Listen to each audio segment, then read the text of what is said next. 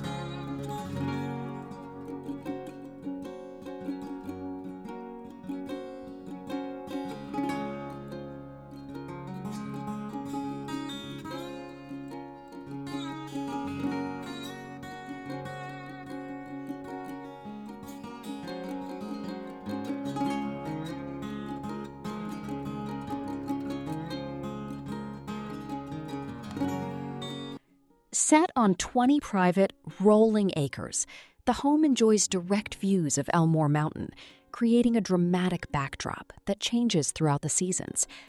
Inside, refinished hardwood floors complement the visible hand-hewn textures and organic joinery, while the natural materials give the home a warmth and character that feels deeply connected to the surrounding landscape.